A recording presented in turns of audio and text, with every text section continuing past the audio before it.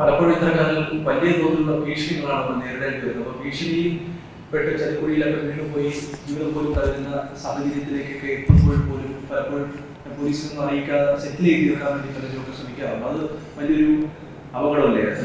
100% അപകടമാണ്. അവർ പോലീസിനെ ട്രസ്റ്റ് ചെയ്യാണ് വേണ്ടത്. അങ്ങനെ അഥവാ പെട്ട് കഴിഞ്ഞാൽ പോലീസ് മാത്രമേ അവരുടെ സഹായത്തിനുണ്ടാവുള്ളൂ എന്നുള്ള ബോധ്യത്തോടുകൂടി പോലീസിനെ ആശ്രയിക്കണം. അതെ, തീർച്ചയായിട്ടും 1930 ഒക്കെ അവർക്ക് ഉപയോഗിക്കാവുന്നതാണ് ഇതിനു വേണ്ടിയിട്ട്. അതുകൂടാതെ ഞങ്ങൾ 24 hours പ്രവർത്തിക്കുന്ന ഒരു കൺട്രോൾ റൂം ഇതിനു വേണ്ടി നിലനിൽക്കുന്നുണ്ട്. അപ്പോൾ അവിടെ ഞങ്ങളെപ്പോഴും ഏത് സമയത്തും ഞങ്ങൾക്ക് ഇതിനു വേണ്ടിയിട്ട് ആൾക്കാർ തയ്യാറായിരിക്കുകയാണ്. അവരാണ് കൂടുതൽ. ഞാനതിൻ്റെ ശതമാനക്കണക്ക് വേണമെങ്കിൽ തരാം.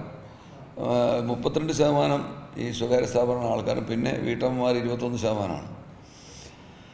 അപ്പം അത് അങ്ങനെയുള്ള ആൾക്കാരുടെ പ്രൊഫൈൽ നോക്കിയിട്ട് പണം ആവശ്യമുണ്ടാവും എന്നുള്ള കരുതലോടുകൂടി അവരെ ടാർഗറ്റ് ചെയ്യാൻ വേണ്ടിയിട്ട് ഇങ്ങനെ ആൾക്കാരെ ഇരുത്തി ആൾക്കാരുടെ പ്രൊഫൈലുകൾ മോണിറ്റർ ചെയ്യുക, അവരുടെ സോഷ്യൽ മീഡിയ ആക്ടിവിറ്റി മോണിറ്റർ ചെയ്യുക, ഇതെല്ലാം ചെയ്തിട്ടാണ് ഇവർ വിളികൾ നടത്തുന്നത്. എല്ലാവരും അവർ ഒരുപോലെ വിളിക്കുന്നില്ല. പിന്നെ ആദ്യം തന്നെ ലോൺ വേണമെന്ന് വെച്ചാൽ വേണ്ട എന്ന് പറഞ്ഞു കഴിഞ്ഞാൽ പിന്നെ ആ ബുദ്ധിമുട്ടിലേക്ക് നമ്മൾ കിടക്കുന്നില്ല. വെറുതെ ആരും നമുക്ക് ലോൺ തരില്ല എന്നും ഒരു പരിധി. അതെ അതെ, ഡോക്യുമെൻ്റായിട്ട് മേടിക്കുന്നത് ഞാൻ പറഞ്ഞില്ലേ, നമ്മുടെ സ്വകാര്യതയാണ്.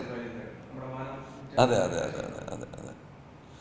അപ്പോൾ അതിന് എല്ലാ തരത്തിലുള്ള സഹകരണം പോലീസിൻ്റെ ഭാഗത്തുണ്ടാവും. ജനങ്ങൾ പൂർണ്ണമായിട്ടും അവബോധത്തോടു കൂടി അത്യാവശ്യം വന്നു കഴിഞ്ഞാൽ പോലീസിനെ ബന്ധപ്പെടാൻ മടിക്കരുത്, മറക്കരുത് എന്ന് മാത്രമാണ് എനിക്ക് ഇത്തരണത്തിൽ പറയാനുള്ളത്. സൈബർ തട്ടിപ്പുകളുടെ വിവിധ ഭാവവും വിവിധ രൂപവും നമ്മൾ മനസ്സിലാക്കിക്കൊണ്ടിരിക്കുകയാണ്. ഡിജിറ്റൽ അറസ്റ്റ് പോലെ, വെർച്വൽ അറസ്റ്റ് പോലെയൊക്കെയുള്ള കാര്യങ്ങൾ. അപ്പോൾ ഇതെന്തുകൊണ്ട് വീണ്ടും വീണ്ടും ആവർത്തിക്കുന്നു എന്നുള്ള ചോദ്യം വളരെ പ്രസക്തമായി നിലനിൽക്കുമ്പോൾ പോലും ഇതിനെതിരെ വലിയ ഒരു സോഷ്യൽ അവയർനെസ്സും അല്ലെങ്കിൽ ഒരു ബോധവൽക്കരണവും ഒക്കെ ജനങ്ങളിൽ വീണ്ടും കൂടുതൽ അത്യന്താപേക്ഷിതമായി നമ്മൾ പോലീസ് ചെയ്യുന്നുണ്ട്. ഒരുപാട് സ്ഥലത്ത് നമ്മളങ്ങനെ ബോധവൽക്കരണ ക്ലാസ്സുകൾ നടത്തുന്നുണ്ട്, ഇതെല്ലാം ചെയ്യുന്നുണ്ട്. എന്നിരുന്നാലും ഇവർ പുതിയ പുതിയ സംവിധാനങ്ങൾ കണ്ടുപിടിക്കുകയാണ്. ഈ ഡിജിറ്റൽ ലോകത്ത് ഒന്നിനും പരിമിതിയില്ല എന്ന് പറഞ്ഞതുപോലെ എല്ലാത്തിനും ഉപാധികളുമുണ്ട്, എല്ലാത്തിനും വഴികളുമുണ്ട്.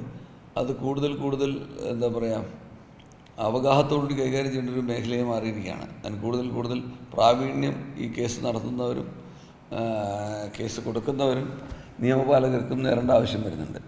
അത് നമ്മുടെ ഭാഗത്തുനിന്നുള്ള ട്രെയിനിങ്ങൊക്കെ നമ്മൾ കറക്റ്റായിട്ട് കൊടുക്കുന്നുണ്ട്. എങ്കിൽ പോലും പുതിയ പുതിയ മെത്തേഡ്സ് അവർ അവലംബിച്ചുകൊണ്ടിരിക്കുകയാണ്. അപ്പോൾ അത് നമ്മൾ സദാ ജാഗരൂകരായിട്ട്, ഞാൻ പറഞ്ഞില്ല, ഇൻ്റർനെറ്റ് ഉപയോഗം നമുക്ക് വളരെ ക്രമമായിട്ട് നമുക്ക് ആവശ്യമുള്ള മേഖലകളിൽ മാത്രമായിട്ട് പരിമിതപ്പെടുത്തേണ്ട അത്യാവശ്യമുണ്ട്. പണമിടപാടും കൂടുതലായി നടക്കുന്ന ബീഹാർ, രാജസ്ഥാൻ പോലെയുള്ള അതർ സ്റ്റേറ്റുകളൊക്കെ കേന്ദ്രീകരിച്ചാണ്. അപ്പോൾ അവിടെ ഒരു വലിയൊരു ലോബി ഇതിൻ്റെ പിന്നിൽ പ്രവർത്തിക്കുന്നു എന്നുള്ളത് തന്നെയാണ് മനസ്സിലാക്കുന്നത്. ഞാൻ നേരത്തെ പറഞ്ഞല്ലോ, വലിയൊരു ലോബി എന്ന് മാത്രമല്ല, അതിനകത്തൊരു വളരെ കേന്ദ്രീകൃത സ്വഭാവത്തോടുകൂടി ഇരുന്ന് 10-50 പേരെ ജോലിക്ക് വെച്ച് ഈ പണി ചെയ്യുകയും പുറത്തുനിന്ന് കാണുമ്പോൾ നല്ലൊരു സോഫ്റ്റ്വെയർ ഫേമൊക്കെ ആയിട്ട് തോന്നും. ഇപ്പോൾ ഗാസിയാബാദിൽ നമ്മൾ പിടിച്ചു, ഗുർഗാവിൽ പിടിച്ചു, ഹൈദരാബാദിൽ പിടിച്ചു, അങ്ങനെ പല സ്ഥലത്തും പോകുമ്പോൾ അത് വലിയ സ്ഥാപനമായിട്ടാണ് കാണുമ്പോൾ. ഒരു വലിയ സോഫ്റ്റ്വെയർ ഫേം, ഒരു സ്റ്റാർട്ടപ്പ് എന്നൊക്കെയുള്ള രീതിയിലാണ് അവർ ചെയ്യുന്ന പണി. ഇതായിരിക്കും അല്ല, വലിയ ശിക്ഷയൊക്കെ പറഞ്ഞിട്ടുണ്ട്. നമ്മൾ 7 വർഷത്തിൽ കൂടുതൽ ശിക്ഷയുള്ള ഗ്രേവ് ക്രൈം തന്നെയാണ് ഇതെല്ലാം.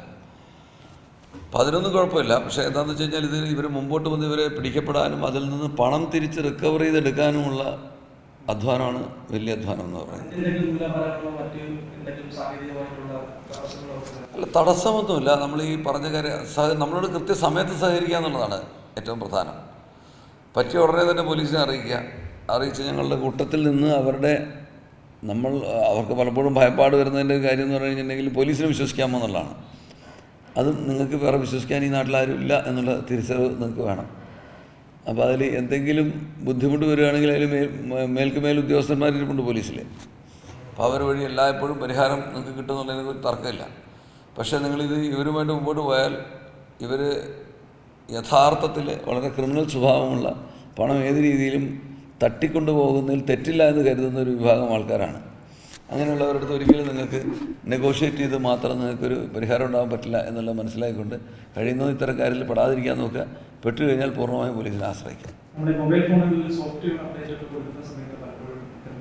ഇപ്പോൾ ഏറ്റവും പുതിയത് മറ്റേ ഒരു ഫോണിൻ്റെ അതങ്ങനെ വന്നിട്ടുണ്ട്. അപ്പോൾ അതിലും ജാഗ്രത വേണം. അത് ഏത് ആപ്പാണ്, അതിൻ്റെ സെക്യൂരിറ്റി എങ്ങനെയാണ് എന്നുള്ളത് നമ്മൾ ചെക്ക് ചെയ്യണം. ഇപ്പോൾ AI ഉള്ളത് കൊണ്ട് നമുക്ക് ആരെയും കൊണ്ടുവന്ന് എവിടെയും പ്രതിഷ്ഠിപ്പിക്കാം. അതെ അതെ, സാധിക്കും. അപ്പം അങ്ങനെയുള്ള ഒരുപാട് ചതിക്കുഴികളിൽ ഒളിഞ്ഞു കിടക്കുന്നുണ്ടെന്നുള്ള ബോധത്തോടുകൂടി മാത്രം ഇൻ്റർനെറ്റ് ഉപയോഗം പരിമിതപ്പെടുത്തുക എന്നുള്ളതാണ് നിങ്ങൾക്ക് പറയാനുള്ളത്. ഏറ്റവും പുതിയ വാർത്തകളും വിശേഷങ്ങളും വിരൽത്തുമ്പിലറിയാൻ സീ മലയാളം ന്യൂസ് എല്ലാ ഡിജിറ്റൽ പ്ലാറ്റ്ഫോമുകളിലും ലഭ്യം.